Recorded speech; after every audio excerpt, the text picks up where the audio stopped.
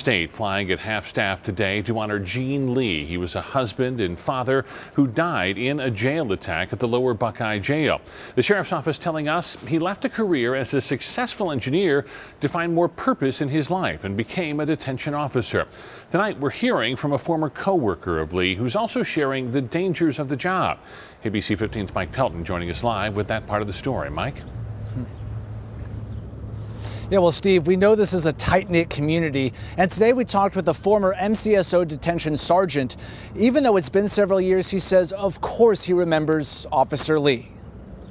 The stripes just mean a sergeant. David Holmes tells me he worked at MCSO until 2016. The stars represent 5 years that you worked there. I worked there 12, so I got 2 stars. He says he crossed paths with Officer Gene Lee. Straight out of the academy, he came to my shift. I believe it was 2014, 2015, maybe. He describes Lee as a hard worker. He was a great guy. You know, he's an amazing guy. He came from that old school generation. You know, he had that old school work ethic where he'd rather be an hour early than a minute late. Incredibly dependable. David says when he heard of the attack on Officer Lee, he immediately recognized the face. It was like getting kicked in the stomach. You know, it was just gut-wrenching. And it brought back memories of the detention officer. I remember days I'd go to the tower just to sit down and talk with him, and he was a shy guy. You couldn't get a lot out of him. But as soon as you asked him about his family, you know, he opened up. You know, you could tell he was a very proud family man. And David knows all about the dangers of the job.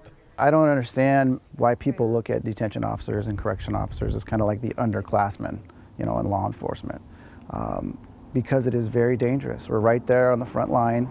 You know, we're with people who want to hurt us all day long. To Officer Lee's family, David wants them to know he considers it an honor to have worked with him. He was one of those guys that he didn't see inmates as inmates. You know, he saw them as human beings, and he really cared for people, you know, and it's just heartbreaking, it really is. Officer Lee leaves behind a wife and 2 kids. Mike Pelton, ABC 15, Arizona.